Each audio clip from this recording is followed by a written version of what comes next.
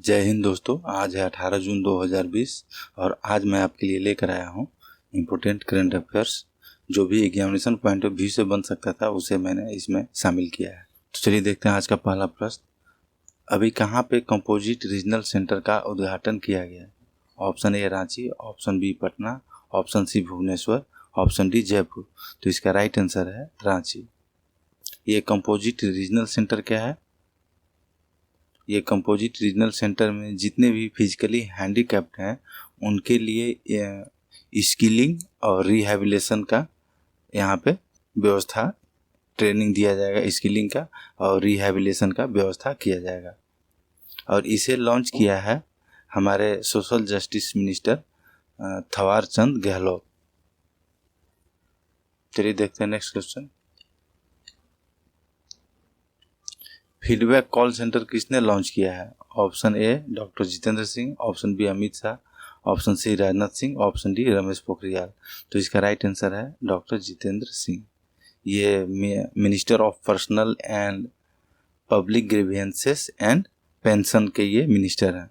इसमें ये feedback call centre में क्या है, इसके तहत अभी कोविड-19 का जो महामारी फैला हुआ है तो लोगों को फ़ोन करके कोई भी समस्या हो, अगर कोविड-19 से कोई भी जानकारी चाहिए तो ये वहाँ से जानकारी ले सकते थे। तो ये कॉल सेंटर का जो कार्यभार संभाला था तो वो संभाला था DARPG, department of administrative reform and personal grievances, मतलब शिकायत पोर्टल। यहाँ पे आप शिकायत कर सकते हैं। और ये 1 लाख का कॉल रिसीव करने का इन्होंने एक कीर्तिमान बनाया था। इस कारण से इन्हें बधाई भी दिया गया DARPG को। आदि प्रोग्राम किसके द्वारा चलाया गया? किसके लिए चलाया गया? आदि प्रोग्राम किसके लिए चलाया गया है? ऑप्शन ए दिव्यांगजन, ऑप्शन बी वरिष्ठ नागरिक, ऑप्शन सी महिला, ऑप्शन डी इनमें से कोई नहीं। तो इसका राइट आंसर है दिव्यांगजन। ये आदिप क्या है? ये है assistant for disabled person, assistance for disabled person.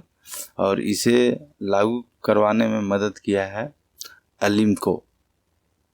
ये एक गवर्नमेंट की कंपनी है अलिम्को, और इसका जो मेन काम है वो जितने भी फिजिकली हैंडीकैप्ड लोग हैं उनके लिए इक्विपमेंट्स तैयार करना है। जैसे हियरिंग एड, जो हम जिनको कान में कम सुनाई देता हो वैसे लोगों को वो कान में लगाने वाला मशीन आता है वो बनाता है।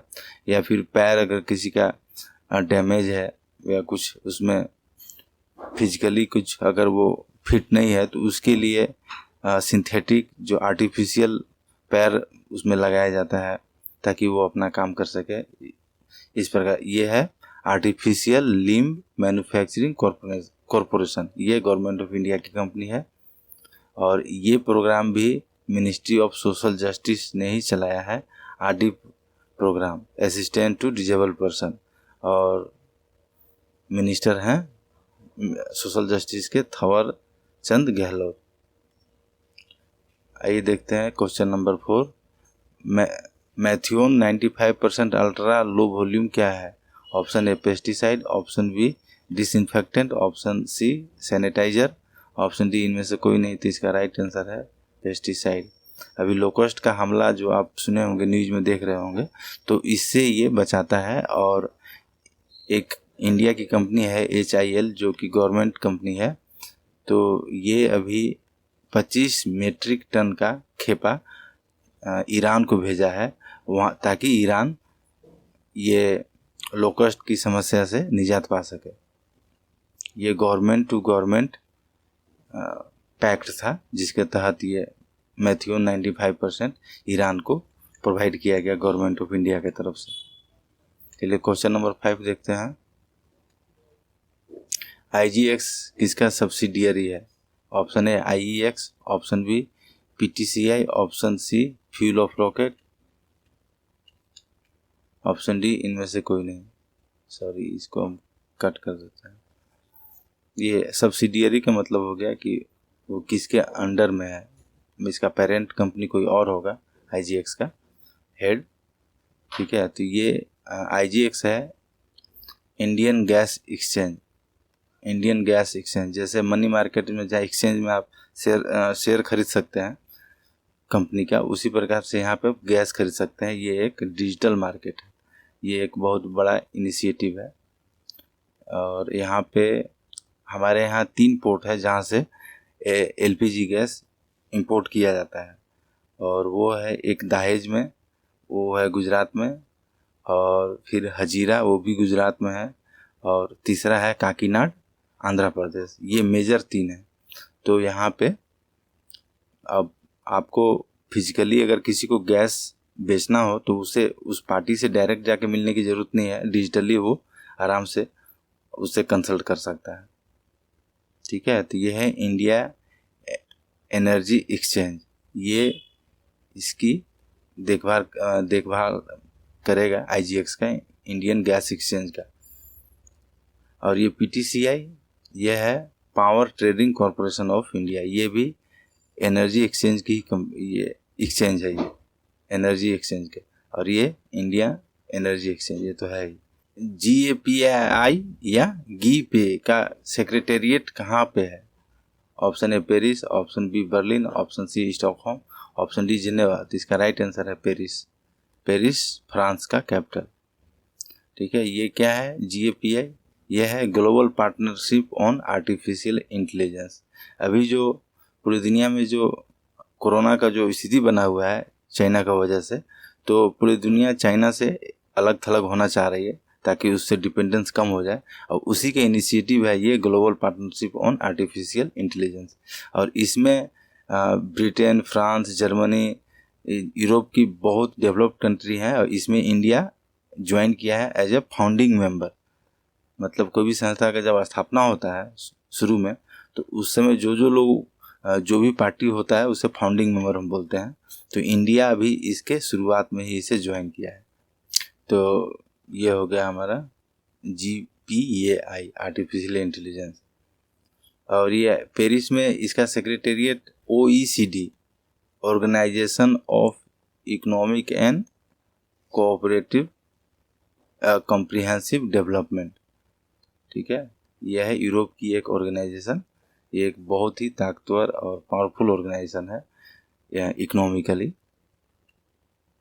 चलिए क्वेश्चन नंबर 7 देखते हैं। World day to combat desertification कब मनाया जाता है? 15 जून, 16 जून, 17 जून, 18 जून। तो इसका राइट आंसर है 17 जून। ये मनाया जाता है United nation climate change and desertification, UNCCD। ठीक है, 17 जून को मनाया जाता है। जो ज़मीन जो हम देखते हैं बंजर हो जा रहा है इंसानों के गतिविधियों से, जैसे कि चारागाह से, इंडस्ट्री से, पोल्यूशन से, जो भी ज़मीन का उर्वरता ख़त्म हो जाता है, जहाँ पे कोई भी पौधा नहीं लग पाता है, वैसा ज़मीन को बोलते हैं डिजर्टिफिकेशन। तो बहुत ये चीज़ बढ़ गया है अभी। वाइंड हवा से भी होता है डिजर्टिफिकेशन, मतलब ज़मीन का क्वालिटी ख़त्म हो जाएगा, पानी से, पोल्यूशन से, बहुत सारा चीज़ है। चलिए देखते हैं क्वेश्चन नंबर 8। किस देश ने प्रतिबंध लगाया है कि ICC, यह है इंटरनेशनल क्रिमिनल कोर्ट, ICC उसके नागरिकों के मामले पर सुनवाई नहीं कर सकता? Option A USA, option B UK, option C चीन, ऑप्शन डी इंडिया। तो इसका राइट आंसर है USA। इसमें क्या है ICC में? एक है ICJ international court of justice, ये यूनाइटेड नेशन का एक फैमिली मेंबर है, मतलब ऑर्गेनाइजेशन के रूप में देखें तो ये यूनाइटेड नेशन का पार्ट है ICJ। लेकिन ये ICC जो है ये इंटरनेशनल कोर्ट है, इसका भी हेडक्वार्टर हेग में है, द हेग में, और ये ICJ का भी द हेग में है। ये ICC का ये जो मुद्दा जो संभालती है, जो निपटाती है जो मुद्दा, ये व्यक्तिगत होता है। जैसे कोई व्यक्ति अगर युद्ध में इन्वॉल्व है और उस पर आरोप है कि वो युद्ध के नियमों का पालन नहीं किया है, तो ऐसे केस में ICC केस देखता है। और ये ICJ जो है ये इंटरनेशनल लेवल का, 2 देशों के बीच का ICJ देखता है। ठीक है, तो US अभी इस पे बैन कर दिया है, एक बिल पास करके ICC को, ये जो इंटरनेशनल क्रिमिनल कोर्ट है, इसे मना, मतलब सैंक्शन कर दिया है, प्रतिबंधित कर दिया है कि वो उसके नागरिकों पे कार्रवाई करे, मतलब कार्रवाई नहीं करने के लिए। चलिए देखते हैं question number 9। International day of family remittances कब मनाया जाता है? 15 जून, 16 जून, 17 जून, 18 जून। तो इसका राइट आंसर है 16 जून। ये international day of family remittances क्या है? जो भी वर्कर अपने देश छोड़कर विदेशों में जाकर जो पैसे कमा के अपने घर को भेजते हैं तो उसे ही बोलते हैं रेमिटेंसेस। तो ऐसा करने से दुनिया में बहुत सारा फैमिली है जो इस पे डिपेंडेंट है, स्पेशली एशिया में, अफ्रीका में। तो अभी इसे मनाने का international day of family remittances celebrate करने का 16 जून का प्रस्ताव यूनाइटेड नेशन जनरल असेंबली का है। ये इसे सेलिब्रेट करती है, यूनाइटेड नेशन जनरल असेंबली। चलिए देखते हैं नेक्स्ट क्वेश्चन। स्पंदन योजना किस राज्य की पुलिस ने शुरू किया है? Option A Chhattisgarh, option B Orissa, option C Kerala, option D Telangana.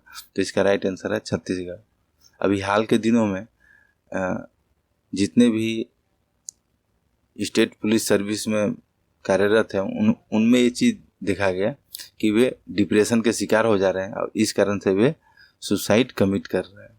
और अभी एक साल में लगभग मतलब 50 लोग जो कि छत्तीसगढ़ पुलिस सर्विस में थे, उन्होंने अपनी जान गंवा दी इस डिप्रेशन के कारण। और ये सुसाइड का सहारा लेकर के ये अपना जान गंवा दिए। चलिए देखते हैं छत्तीसगढ़ के मुख्यमंत्री कौन है? तो यहाँ के मुख्यमंत्री है रमन सिंह।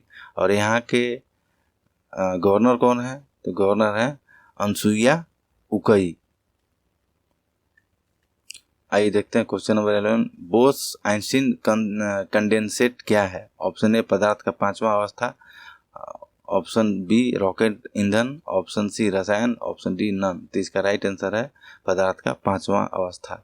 और पांचवा अवस्था जब बोल रहे हैं तो पहला 4 अवस्था कौन सा है? तो पहला 4 है सॉलिड, लिक्विड, गैस और प्लाज्मा। एक प्लाज्मा अवस्था है, इसमें क्या होता है, कोई भी मटेरियल गैस फेज में रहता है और वो इलेक्ट्रिकली चार्ज रहेगा और हाई टेम्परेचर पे। Electrically charge, high temperature in gaseous phase, तो वो होता है प्लाज्मा। लेकिन ये एक पांचवा फेज निकाला गया है, बोस आइंस्टीन कंडेंसेट। ये भारत के एक साइंटिस्ट हैं बोस, इन्होंने 100 साल पहले ही लगभग ये चीज़ बता दिया था कि ये मटेरियल का ये प्रॉपर्टी होता है। ठीक है, आइंस्टाइन भी इसे प्रूव किया था उस चीज़ को। अब आज साइंटिस्ट इंटरनेशनल स्पेस एजेंसी में इस प्रयोग करके इस बोस आइंस्टीन कंडेंसेट को सही साबित किया है। तो इसमें होता क्या है कि जो नॉर्मल टेम्परेचर होता है 273 केल्विन, उससे 0 केल्विन पे जा कर के मटेरियल को रखा जाता है और ये बहुत ही ऑर्डर में आ जाते हैं, बहुत ही ऑर्डर में आ जाते हैं।